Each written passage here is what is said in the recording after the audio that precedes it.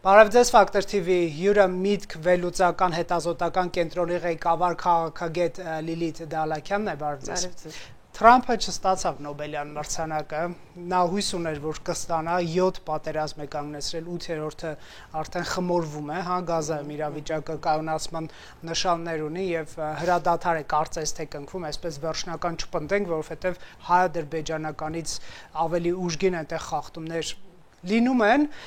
եկեք սկսենք այս թեմայից, կանդրադառնանք նաև Լուկաշենկո-Փաշինյան փոքրիկ երկխոսությանը, ինչպես նաև Հայաստանի քաղաքական վերջին իրավիճակներն, ինչ է սա նշանակում, կարևոր իրադարձություն է Թրամփի չստանալը խաղաղության Նոբելյան մրցանակ։ Ես ճիշտն ասած չեմ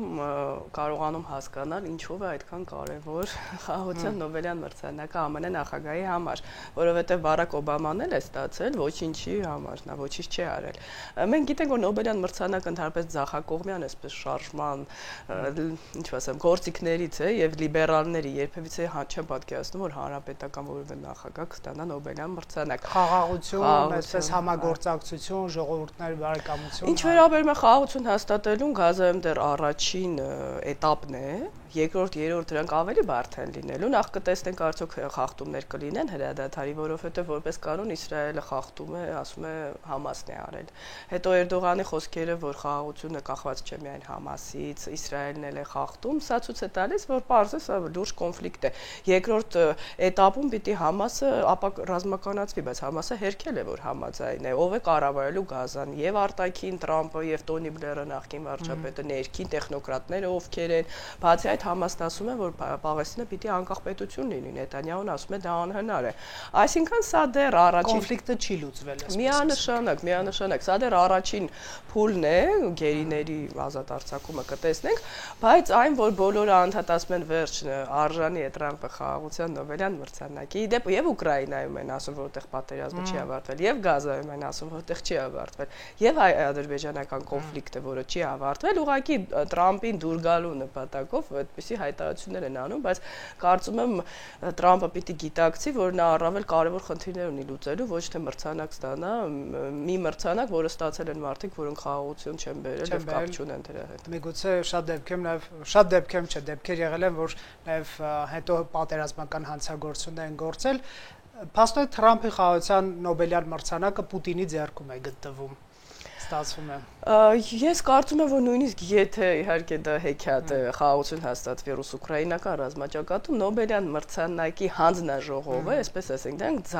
ձախակողմյան, ուրեմն տեսակետ ունեցող անձինք են։ Իրենք երբևիցե Թրամփին, որի նկատմամբ մեղադրանք կա, հիմա չցիտենք դրան, չեն տա Նոբելյան մրցանակ, հատկապես շատերն ասում են, որ նրա պաշտոնավարումից հետո նա պատասխանատվության է ենթարկվելու պարտադիր եւ դրա համար է ամեն ինչ անում, որ չկորցնի կոնգրեսը։ Այսինքն այդ մրցանակը ուղղակի այսպես երազանք է մնալու Թրամփի համար, բայց կրկնեմ, օրինակ Օբամա ստացավ մրցանակ, բայց իր օրոք Սիրիայում քիմիական զենք օգտագործվեց, կամ Սանսուջին դուք նշեցիք։ Տեսեք, նաև Փաշինյանն ու Ալիևն էին այսպես չասեմ քծնում, Թրամփին, թեև այդ բառը կարող է շատ սազական լինել, լավ գովաբանում, որպես խաղաղարար նախարար, դե նախագահ Թրամփի ոչն է այդպեսին, անգամ եվրոպական լիդերները, երբ որ Սպիտակ տուն են գնացել, բոլորը այսպես գովաբանում են, մինչդեռ դա եվրոպական մշակույթում չի մտնում, դա ավելի շատ արևելյան, այսպես մշակույթ է, խանին, այո, բոլորին դուր գալու process-ը, իսկ Թրամփը կարող է պակաս հետաքրքրվել Հայաստանի եւ Ադրբեջանի կամ Կամբոջայի եւ Ալբանիայի հարաբերությունների բարելավմամբ, այս չստանալուց հետո Նոբելյան։ Նույնիսկ եթե ստանար, այս լուրջ խնդիրներ ունեն, կարող է ստանալ եւ վերջը հետաքրքրվեր, խաղաղության պայմանագիր չկա դեռ, ախր մենք դրա համար ենք հիմա զգուշանում ասել ինչ-որ բան, որ նույնիսկ եթե նա ստանար Նոբելյան մրցանակ, կստանար կավարտվեր մրցանակը, կգային ընտրությունները, հանրաքվեն, տեսնում ենք, խոսենք Պուտին Ալիևի հետ կարծես այդքան էլ վատ չի, մենք դες այդ քննարկել ենք, որ նա վերադառնալու է իր հարազատ միջավայր Ալիևը, այսինքն Նոբելյան մրցանակ ստանալուց հետո արդյոք չի հետաքրքրվի, դա կախված է մեր աշխատանքից, մշտապես մենք պիտի ցուցադրենք, որ Ալիևը չի դադարում իր ապակառուցողական դիրքորոշումը, ապակառուցողական հայտարարությունները եւ մեկ անգամ ասելով, որ խաղաղություն են բերել մրցանակ ստանալով, խաղաղություն չի գալու։ Շատ լավ, Դուք այն քաղաքագետներից եք, որ այստեղ երկար կյանք չէիք խոստանում ռուս-ադրբեջանական լարվածությանը կամ կոնֆլիկտին, հա, ասելով, որ նրանք ունեն երկարաժամկետ շահեր եւ սրանք ընթացիկ փոքրիկ խնդիրներ են եւ ստացվում է ձեր խոսքերն ապացույց Պուտինը ներողություն է հայցում, ասում է կպատժենք մեղավորներին, ըստ էության ընդունում է Ռուսաստան պետության մեղքը այդ ադրբեջանական օդանավի կործանման հարցում, ինչ է խոստանում ռուս-ադրբեջանական հարաբերությունների ջերմացման այս սեզոնը։ Ես ավելի բարդ խճանկարում կնայեի, ես վստահ եմ, որ Ադրբեջանի ձեռնտու չի օգոստոսյան համաձայնագրերը, որովհետև եթե նախ ձեռնտու լիներ, նախ ստորագրեր խաղաղության համաձայնագիր, դա չէր կապի ընտրություններ եւ հարակվեի հետ։ Շատ լավ բան ասեցիք, հիշեցնեմ, շատ չեմ ընդհատի, Ադրբեջանը նախաստորագրեց այն ֆոնի, երբ որ Ռուսաստանը հարվածում էր Սոկարի ենթակառուցվածքներին Ուկրաինա, հա, դա մի քիչ հակառուսական տրամաբանություն կարող էր ունենալ, հիմա ինչ սպասել։ Միանշանակ, երկրորդը եւ Ռուսաստանին է ձեռնտու նոյեմբերին եւ Ադրբեջանին։ Ինչու, որովհետեւ որքանով հասկանում ենք, դեռ չենք տեսել հայ-ամերիկյան համաձայնագիրը ճանապարհների վերահսկման վերաբերյալ, այդտեղ միջանցքային տրամաբանություն չի լինելու։ Իսկ նոյեմբերի 9-ում կա Հիմա ո՞րն է Ալիևին ձեռնտու։ Մանավանդ մենք գիտենք, որ Ալիևը մշտապես ասում էր, որ ինքը եւ Վլադիմիր Պուտինը նույն տեսակետն ունեն Զանգեզուրի միջանցքի վերաբերյալ։ Ինքը եւ Տրամպը չունեն։ Այսինքն չմերժելով Տրամպին, ինչպես Համասը, ինչպես Նետանյահը, նրանք բոլորը իրենց քայլերը անում են։ Էրդողանն էլ ասում է, լավ, կբացեմ սահմանը հայ-թուրքական, տենց մի օր կբացեմ, էլի, տեսնենք երբ է Տրամպը հոգնելու։ Իրենք չեն մերժում, բայց մտքում պահում են պլան B։ Հիմա, քանի որ եւ Վլադիմիր Պուտինը եւ Ալիևը հասկացան, որ առանց իրար անհնար է, եւ իրենք ունեն շահեր Հայաստանի հետ կապված, որ չնայած իրենք ունեն հակասություններ ներսում, Ալիևը ուզում է լինել Հարավային Կովկասում այսպես լիդեր, բայց ամերիկյան եւ արևմտյան սպառնալիքների ներքո Ադրբեջանին, հատկապես բանաձևերից հետո Արցախի վերաբերյալ, իրենք էլի նույն նավի մեջ պիտի տեղավորվեն, կապ չունի անձնապես իրար ինչպես են վերաբերում։ Ինչ վերաբերում Վլադիմիր Պուտինին, ես կասեմ շատ սխալ քաղաքականություն նավարեց իր հեղինակության տեսանկյունից։ Նա կարծում էր, որ առավելագույն ճնշում կիրառելով Ալիևի նկատմամբ ինքը կստիպի, որ Ալիևը ընդունի, որ ինքը այստեղ խանություններից մեկն է Ռուսաստանի, բայց Պուտինը հասկացավ, որ ոչ, Ալիևի հետ պետք է այլ ձևով խոսել։ Ինչպես Էրդողանի, ոչինչ որ ուղղաթիռին հարվածեց։ Մենք էլի բարեկամ ենք, ինքն էլ շատ ուժեղ լիդեր։ Այսինքն սա կարող ենք Ալիևի օգտին գրանցել, որ Պուտինը խոստովանեց, որ երբեմն պետք է խոստովանի իր սխալները, բայց այն, որ իրենք երկուսն էլ կցանկարային նորից միավորվել ընդդեմ Արևմուտքի, միշտ էլ երկուսն էլ ասել են, եւ Ալիևը եւ Պուտինը ասել են, որ Արևմուտքը այստեղ տեղ չունի։ Նաեւ Էրդողանը։ Դրա համար իրենք ունեն հակասություններ, բայց կրկնեմ արևմուտքի ներկայության վերաբերյալ ներկայության հարցում իրենք միասնական են։ Այսինքն հաշտվեցին ամեն դեպքում ստացվում է։ Հաշտվել անձնային մակարդակով ես չգիտեմ կհաշտվեն թե ոչ, չնայած երկուսն էլ նույն ոսմա սաների կտավն են, ավտորիտար լիդերներ, տենց բռնեն, ծեծեն, ջարդեն, իրար ցույց տան, որ ես էլ եմ ուժեղ տղա։ Սպուտնիկ Ադրբեջանի խմբագիրը ազատ է Արցախում։ Այո, ես ուղղակի զարմանում եմ, որ քաղաքագիտական դաշտում ասում են, հեսա Ռուսաստանը կգրավի Ադրբեջանը, ախր օդից վեր։ Մենք էլ Արցախը կազատագրենք։ Հիմա էլ են բայց ասում, սա լրիվ չեն բարիշել, մի քիչ նեղացած են։ Նույնիսկ եթե իրանք իրար տանել չեն կարողանում կամ պետությունների շահեր եւ չգիտակցել, որ Հարավային Կովկասում Ռուսաստանը եւ Ադրբեջանը ունեն նույն շահը ընդդեմ Արևմուտքի, իրար հետ առանձին ընդդեմ Արևմուտքի, դա տրամաբանական չի։ Եկեք հասկանանք նաեւ թե մեր կոնտեքստում էս հաշտեցում կոչեցյալը ինչ կարող է նշանակել, արդյոք կան, այսպես ասենք, մենք ունենք որպես պետություն թույլ կողմեր, որ Ռուսաստանը, Ադրբեջանը փորձեն համատեղ ինչ-որ օրակարգեր առաջ մղել, օրինակ նոյեմբերի 9-ի անունը տվեցիք 9-րդ կետի, Հայաստանում կան քաղաքական ուժեր, որ ասում են Հայաստանը պետք է կատարի այդ նոյեմբերի 9-ի կետը, կան ուժեր ասում են Թրամփի ուղին, այո, մենք պետք է չմերժենք, բայց պետք է ավելի երկար Թրամփի ուղի պատկերացնենք, որ Ադրբեջանն էլ համաձայնվեր, թող Ադրբեջանը չհամաձայնվեր, հիմա կլիներ այդ Թրամփի ուղին, թե չէ,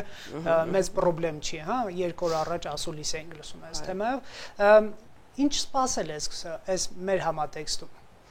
Ես մնում եմ իմ կարծիքին, որ խաղաղություն չի հաստատվել, եւ կարծում արդեն Նիկոլ Փաշինյանն էր իր խոսքում, երբ ասեց, այ բայց կան հարցեր մեր մեջ, ապացուցում է ամեն օր, որ խաղաղություն չի հաստատվել։ Խաղաղություն կարող է հաստատվել, բայց դա կախված է մեզնից, մեր աշխատանքից, մեր բանակից եւ կախված է մեր իրական դաշնակիցների հետ մեր աշխատանքից։ Այդպես մտածել եւ ժողովրդին ասել, որ այս թուղթը խաղաղություն ա բերել, հիմա Ալիև-Պուտին նորից հարաբերությունների ջերմացում չասենք, վերսկսումը տարածաշրջանում ցույց է տալիս, որ իրենք այո ունեն գործիքներ, դուք ասում եք ինչ գործիքներ ունեն։ Նախ Ալիևի հարձակումը դեռ պլան B, ինչ որ վերջին պլան։ Ուրեմն ներքաղաքական դաշտի այս լարումը, ես միշտ ասել եմ, երկուսին էլ ձեռնտու են Կրեմլին, բայց լարումը ձեռնտու է, այսինքն իրար ատեք, իրար հոշոտեք, բայց Հայաստանի զարգացման հարցերով, անվտանգության հարցերով մի զբաղվեք, ժամանակ մի ունեցեք, ամբողջը թող գնա, ես քեզ սպանելու եմ, կներեք, էլի դու ինձ ես սպան։ Մենք որ գանք ձեզ կախելու ենք, այդ կոնյունկտուրա։ Մոտավորապես դրա մասն է։ Երկաթուղին ռուսական վերահսկողության ներքո է գտնվում, իրենք զորքեր ունեն Սյունիքում, արդյոք ամերիկյան կողմը կարևոր է անվտանգային որևէ երաշխիք տրամադրելու է, քանի դեռ մենք չենք տեսել հայ-ամերիկյան համաձայնագիր, ես ստիպված եմ դա էլի կրկնել, մենք չգիտենք ամերիկան ինչ ներկայություն է այստեղ ունենալու, եթե ունենա անվտանգային ներկայություն, շատ լավ է։ Բայց եթե ուղղակի լինեն այստեղ, ինչ ասեմ, դիտորդներ, օպերատորներ, Ռուսաստանը մաքսիմալ լարման է գնալու։ Ռուսաստանը չի կարող կորցնել հարավային Կովկասը։ Այսինքն եթե ԱՄՆ-ը որոշակի ուժային ներկայություն պիտի ունենա, դա չգիտեմ կկոչվի բազա պարզա չի կոչվի, չգիտեմ, ինչ որ ուժեր, անվտանգություն ապահովող ուժեր, որովհետև Ռուսաստանը արագ է գործում, ինչ որ հիբրիդ հարձակում է անում, էսկալացիա է անում, հետ է քաշվում, ոչ մեկ չի ասում մեր դեմ գալու է պատերազմի, բայց կարող ինչ որ բլիցկրիգով փորձեն այդ ճանապարհը վերցնել։ Այդ ընթացքում մենք մինչև զանգենք Տրամպի WhatsApp-ին, որի համարը ունենք, մենք պիտի հասկանանք, որ այստեղ կա ռեալ անվտանգային ամերիկյան ներկայություն։ Հակառակ պարագայում կրկնում եմ Ուկրաինայից ոչ պակաս կարևոր է Ռուսաստանի համար հարավային Կովկասը եւ այդ տեսակետը, որ Ռուսաստանը գնաց եւ ավարտվեց նոյեմբերի 9-ը Ամերիկան էլ եկավ, հենց հիմա հերկվում է մեր աչքերը։ Տեսեք, դե Ռուսաստանի վերադարձի մի քանի մոդել իրականում կարող են լինել, դա կոշտ ռազմական օկուպացիան է, ինչ որ տեղի ունեցել 1920 թվականին Հայաստանի պետականության ոչնչացմամբ, հա, Կարմիր բանակի կողմից, մարդիկ կան ասում են խորհրդային ասմամբ, կամ ներքաղաքական բերել մարիոնետ իշխանությունների, որոնք այսպես խնդիր չեն առաջացել, այսինքն դեռ ռուսական զորքեր այսպես թե այնպես կան Հայաստանում, Հայաստանի իշխանություններ լինի, այսպես Ռուսաստանին չդիմացող Իվանիշվիլիական ինչ-որ մի համակարգ ցածր բարձր ազդեցությամբ էլի վատ չի, պարտադիր չի էլի արյուն հեղվի, օկուպացիան միայն զորք մտցնելով եւ ոչնչացնելով չի բանակի, կարևոր քաղաքական լոյալությունն է ըստ էության, 26-ի ընտրությունները շանս են Ռուսաստանի համար եւ ինչ սպասել այս կոնտեքստում։ Եթե թույլ կտակ, հիբրիդ հարձակումներ ես նկատի ունեմ նաև, որ այնպես անեն, որ թվա թե այդ ճանապարհը անհուսալի է, այսինքն տարբեր ուժերի, որոնք հիմա ԱԹՍ-ներ են Եվրոպայում, բայց չեն ասում ռուսական է, բայց գիտենք, միջոցով Միջին Ասիա երկրներին, Չինաստանին ցույց տալ, որ այս ճանապարհը պիտի անցնի, գիտեք, Ադրբեջանը, ոչ թե Հայաստանը, միջին միջանցքը, որտեղ միջին միջանցքի տարբեր ուրեմն տեսակներ կան, ցույց տալ, որ այս ճանապարհը անհուսալի է, ինչը Ալիևը անդադ ասում էր, չէ՞, ասում էր մեզնով մեր միջով անցեք Հայաստանը պետք է շրջանցել։ Բացի այդ, ես չեմ բացառում, որ կլինեն այստեղից հայտարարություններ Ալիևի համար էլ առիթ կլինի, որ նա ռազմական ուժ կիրառի, ասենք ռևանշիստների նկատմամբ պարտադիր չի, որ իրենք լինեն իշխանության,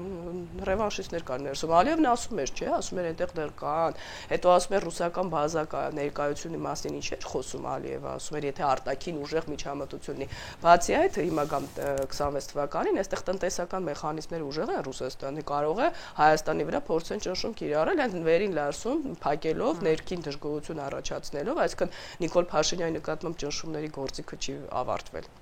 Ինչ վերաբերում է ընտրություններին, ես ինչու եմ սկսել քննադատել Հայաստանի իշխանություններին, որովհետև տեսնել այս վտանգը, որ այդ ուժերը ներկայացնում են, բայց սնել նրանց,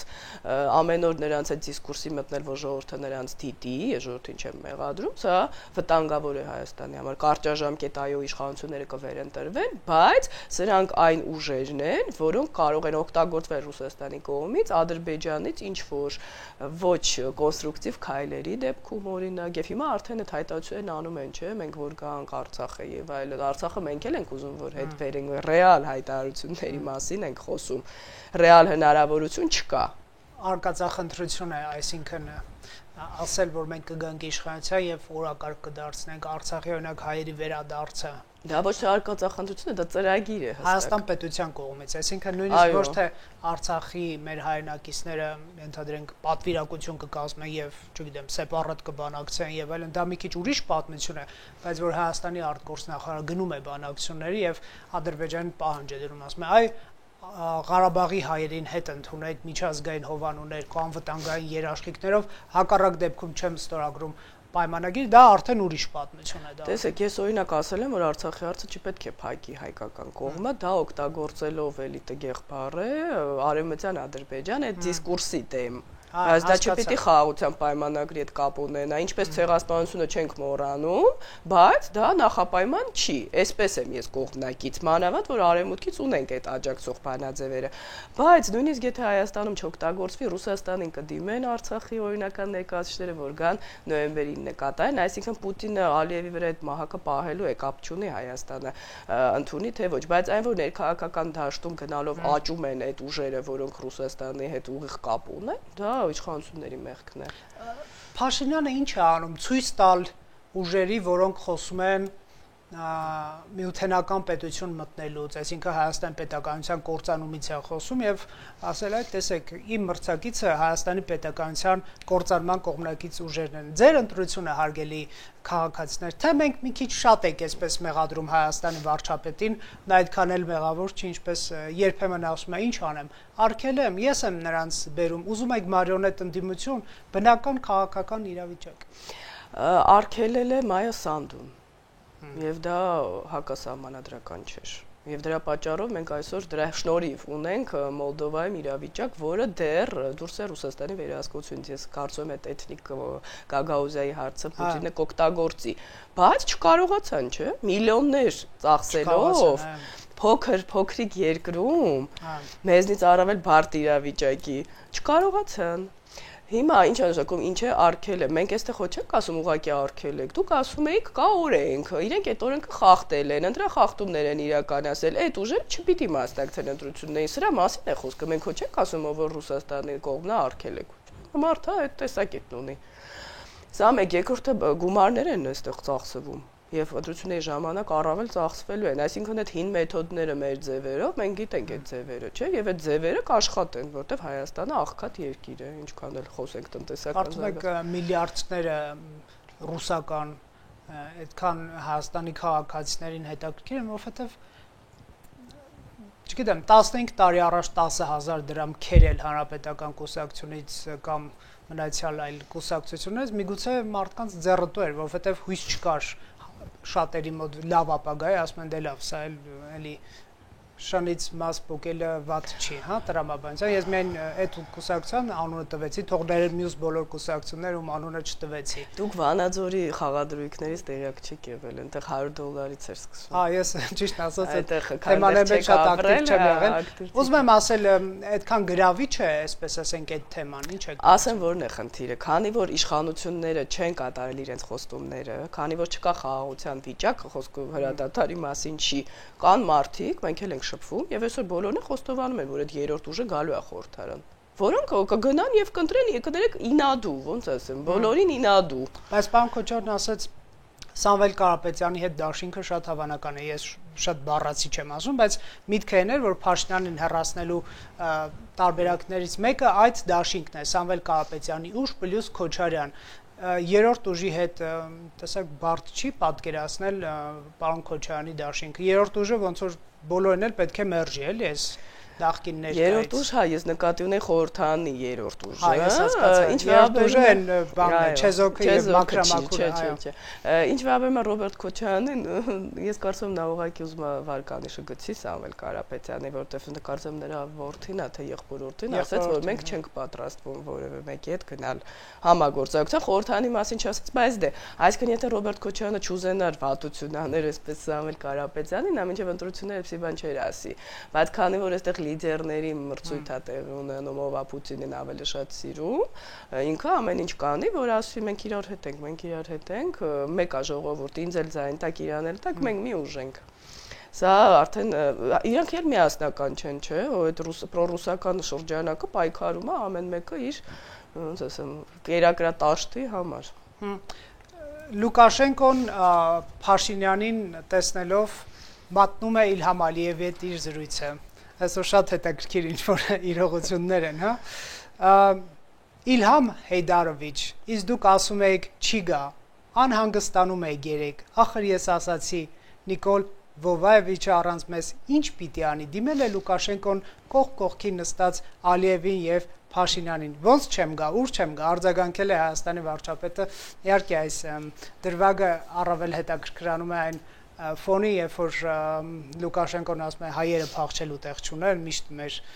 ռուս-բելարուսական տանիքի ներքո պետք է գտնվեն եւ այն ֆոնին, որ Փաշինյան-Լուկաշենկո հարաբերություններն են սրվել գոնե մեդիա դաշտում։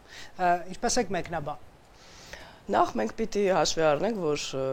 Բելարուսի նախագահը հստակ բժշկական թուղթ ունի, եւ ես դրա մասին ինքս չեմ հայտարարել, Լատուշկոն, Տիխանովսկայան, նա հստակ խնդիր ունի հոգեբանական եւ դրա համար իրեն արձագանքելը իր հայտարարություններին, սա արդեն նեղ մասնագիտական խնդիր է, սա մեկ, չնայած շատերը Հայաստանում իրեն մեջ բերում են ընդդիմության դաշտից, սա մեկ։ Երկրորդ այն, որ նա Հայաստանի թշնամին է, դա ակնհայտ է իր հայտարարություններով եւ պատերազմի ժամանակ եւ պատերազմից հետո, այսինքն այստեղ հարցը նա չի, նա Փաշինյանի ինչպես է վերաբերում, նա հայ ժողովրդի թշնամին է, իր հայտարարություններով եւ զենք վաճառելով Ադրբեջանին։ Իսկ ինչ վերաբերում է այդ խոսակցությանը, սա մատնում է, որ Ալիևը ուզեցել է գա, չնայած նրան, որ ասում էին հակապուտինական դիրքորոշում ունի, հիշում եք այդ իր հզոր դիրքը, որ ասում էր օկուպացիայի մի համաձայնվեք Ուկրաինա, հանեք օկուպանտներին, թատրոնի մաս էր, եւ սա ցույց է տալիս շատ պրոուկրաինական քաղաքագետներ ոգևորվել էին Ուկրաինայում, որ մի հատ տեսեք էլի, դուք Ալիևին ճիշտ չեք ընկալում, որ դա ինքը հակառուս է եւ այլն, նա երբ որ պետք է, ասում է ապրի Ուկրաինա Եվ որ պետք չի օգնում է Ռուսաստանին, որ իր նավթը գազը տեղափոխի Եվրոպա։ Այսինքն Ալիևի համար ավելի հարազատ է այս միջավայրը Լուկաշենկոյի, Պուտինի, Նիկոլ Փաշինյանը այնտեղ անընդունելի է, որովհետև ընտրություններով է անցել, իհարկե մենք իրեն քննադատում ենք, բայց նա այստեղ օտար մարմին է։ Ես հավակցում եմ իրեն, որ ինքը ստիպված գնում է մասնակցում է, բայց նաև մենք տեսանք, որ 3+3 հարթակից են էլի խոսում, այսինքն Ռուսաստանը արևմուտքի գործունեությանը զուգահեռ փորձում է էլի ակտիվացնել ռեգիոնալ իր ձևաչափը, Վրաստանի իհարկե չենք տեսնում, չգիտեմ ինչու անընդհատ պրոռուսական Իվանիշվիլին, նա ավելի խորամանկ է փաստորեն, բայց փորձում են ցույց տալ, որ Փաշինյանը այստեղ մեր համար անընդունելի է եւ դա լավ է Փաշինյանը։ Այսպես ասենք Փաշինյանին փչացնելու տրամաբանություն կա։ Այո, այդ սփոյլերներն են, չէ՞։ Տեսար դու անսկզբունք ես, մի օր Եվրամիությունում ես, մի օր Բրյուսելում, բայց ի վերջո Մոսկվայում։ Օրինակ ես եթե լինեի, կասեի, եթե այդպես է, ես էլ չէի սպասում պարոն Ալիևին տեսնեի այդ վերջի սրացումներից։ Այդ երկուսն այդ կարելի է հակառակ ուղղությամբ փչացնել, եթե այդպես նայենք, բայց պարոն Լուկաշենկոն երևի չգիտի, որ Հայաստանում շատ բացասական են կալվում այդ ԵԱՏՄ-ական միջավայրը եւ ԱՊՀ-ական։ Դրա համար նա ոչ թե փչացնում է դրանով, որ իրենց հարազատ չի Փաշինյանը, այլ ավելի հեղինակություն է։ Ամեն դեպքում Ալիևը սպասել է Փաշինյանին, եթե Լուկաշենկոին հավատանք։ Ալիևը սպասել է եւ սպասել է, որ Փաշինյանը ցույց տա, որ Վաշինգտոնով չի ավարտվում։ Դեռ միջանցք կա, դեռ Զանգեզուրի միջանցք խոսույթ կա, որը նոյեմբերի 9-ում է, դու եթե գալիս ես այստեղ, նա այդպես է երևի ուզում ցույց տա, բայց Հայաստանը մասնակցի չմասնակցի, մի դիրքորոշում պետք է արտահայտի նոյեմբերին, այլևս չկա, ես չեմ լսել դա, ես լսել եմ, որ դա ակտուալ չի։ Դա նոյեմբերի 9-ից հետո չկա նոյեմբերի 9, այս նոյեմբերի 9-ից, այսինքն մի ամիս հետո չկա նոյեմբերի 9, թե հենց այնպես իրոք չկա։ Նոյեմբերի 9-ը չունի ժամկետ, ես մի անգամ դրա մասին խոսեցի։ Զորքերի մնալն է, չէ՞ ժամկետը։ Զորքերի մնալու մասին է սա։ Թղթի գոյությունը։ Ես չգիտեմ հատուկ է արվում թե ոչ, բայց սուտ է, նոյեմբերի 9-ը ժամկետ չունի։ Եվ դրա համար է Զախարովան հանգիստ մեզ արձագանքում չի ասում, այ հեսա ժամկետը կավարտվի, որոշեք երկարացնում եք, թե չէ, նոյեմբերի 9-ը ժամկետ չունի։ Դրա համար մեր մի տարբերակ ունենք դուրս գալիս, եթե դուրս չեն գալիս, ուրեմն կասկածում ենք օգոստոսի 8-ին։ Բայց շատ է շարժվում, որ այ եթե մենք միջանց կտայինք Ռուսաստանին, արցախցիները կվերադառնան եւ այլն։ Նոյեմբերի 9-ի պայմանագրում Արցախի կարգավիճակի մասին որևէ դրույթ չկա։ Այն, որ Նիկոլ Փաշինյանը Արցախը Պրահայում ճանաչել է Ադրբեջանի մաս, չէր թույլ տալիս Ռուսաստանին թողնել, որ Ադրբեջանը փակի Լաչինի միջանցքը, իրենք էլ իրերը հավաքեին գնային, անուններ դնեին, դե ուրեմն սա Ադրբեջանի ներքին գործն է։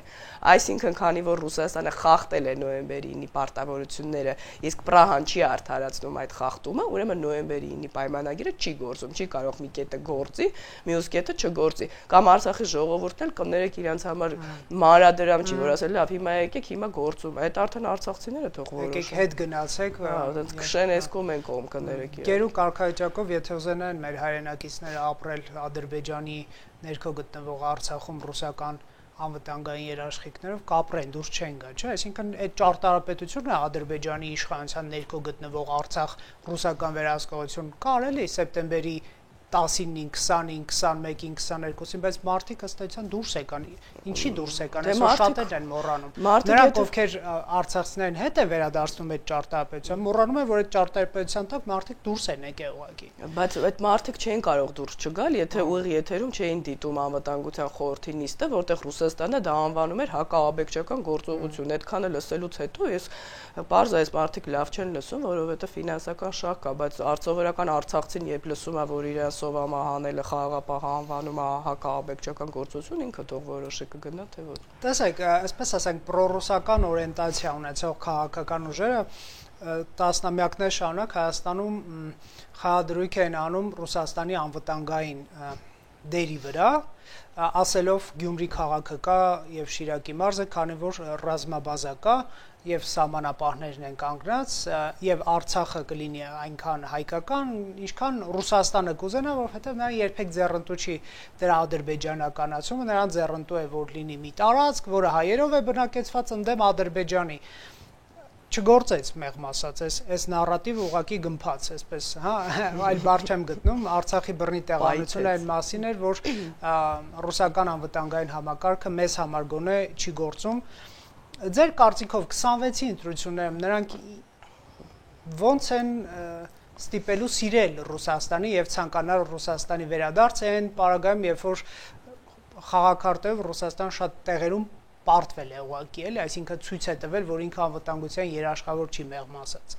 Նախ Ռուսաստանը ինքն է 2020 թվականի ճարտարապետության հեղինակը նոյեմբերի 9-ի եւ այդ ժամանակ Ուկրաինայում հարձակում չկար, թող չասեն Ուկրաինայում թուլացավ, Ադրբեջանը օգտվեց։ Այդ ժամանակ շատ ուժեղ էր Վլադիմիր Պուտինը եւ արդարացնում էր, ասելով, որ Արցախը միշտ էլ պատմականորեն եղել է Ադրբեջանի մաս։ Ախ այդ հայտարարությունները կան։ Կարելի է շատ արագ եւ գեղեցիկ կարդալ։ Նիկոլ Փաշինյանն էլ դավաճան չի եւ կապիտուլյանտ չի, ըստ Վլադիմիր Պուտինի։ Ինչ վերաբերում է նրան, որ Ալիևի հետ ինքը շատ վատ էր, այս մարդիկ ուրեմն գեոպոլիտիկայից չեն հասկանում, որ Ալիևի հետ վատ կամ լավ լինելը չի նշանակում, որ Վլադիմիր Պուտինը չի կարող ինչ-որ իր արժեքներից կամ իր հեղինակությունից այդ պահին վեր դասել, հեղինակությունից առավել դասել, իր շահերը տարածաշրջանում, իսկ իր շահը Ալիևի հետ է, հաստատ Հայաստանի եւ Տրամպի հետ չի։ Ինչ վերաբերում է ոնց են փաթեթավորելու նոր պրոռուսականությունը, այսպես ասենք։ Ռուսաստանը չի ուզում, որ իրան կան իշխանության, ես դա նախորդի եթերներում եմ ասել, ով ասաց, որ Ռուսաստանը խաղադրույք է դնում, որ իրան կան իշխանության։ Եկեք այսպես մտածենք, մենք Վլադիմիր Պուտինն ենք, մենք գիտենք, որ Ռուսաստանի հեղինակությունը շատ ցածր է Հայաստանում, բոլոր հարցումներով։ Մենք գիտենք, որ պրոռուսական ուժերի հեղինակությունը շատ ցածր է Հայաստանում։ Հիմա մենք ինչ կանենք, կբերենք իրենց զորով իշխանության, չունենալով դրա հնարավորությունը, լավ, մի ամբողջ ժողովրդի կոտորենք, կներեք, էլի, բերենք իրենց իշխանության ինչի համար։ Մարտի 1-ով վերադարձում ես իշխանության։ Բայց ինչի համար Նիկոլ Փաշինյանը ինչ է անում, որ Վլադիմիր Պուտինի դուրը չի գալիս։ Եկեք այսպես կենցաղային ասեմ։ Ոչ մի բան։ Հա գնում է Վաշինգտոն, թող գնա, Ալիևն էլ է գնում։ Քանի դեռ Նիկոլ Փաշինյանը չի արել այնպիսի քայլ, որը Վլադիմիր Պուտինը կհամարի կարմիր գիծ իր համար, շատ հարմար է Նիկոլ Փաշինյանը Վլադիմիր Պուտինին, կապ չունի, որ նա իր հետ չի աշխատում կամ չի հանդիպում այդ հարցով, իրար հետ չեն նստեք գծում, ես դա նկատի չունեմ, բայց ասենք եթե կան ընդդիմադիր ուժեր, որոնք ասում են, այ Փաշինյանն է մեղավոր, ինքը արևմտամետ է, դրա համար մեզ Ռուսաստանը չի օգնում, Ռուսաստանն էլ մեզ հիմա ոչ ուզում է օգնի, ոչ կարող է օգնի, վատ է, որ Նիկոլ Փաշինյանը ընտրվի, ոչ, բայց իրանք ամեն ինչ պիտի անեն, որ ռուսական ուժերի ձայները ավելանան, Գյումրիում ընտրվեն, չգիտեմ որտեղ, Էջմիածնում վերացնում եկեղեցու շուրջը, այսինքն պետք է միշտ պահել ճեղքվածք հասարակության մեջ։ Սև սպիտակը ձեռնտու է Ռուսաստանին։ Դուք իրար հետ ինչ ուզում եք, իրար արեք, ես Ալիևը, Այաթոլլան կորոշենք, սա է Պուտինի տեսակետը։ Դրա համար նա Փաշինյանին դեռ չի ուզում փոխի։ Շնորհակալ եմ, կայտերենք զարգացումներ, Factor TV-ում հյուրընկալել ենք Լիլիթ Դալաքյանին։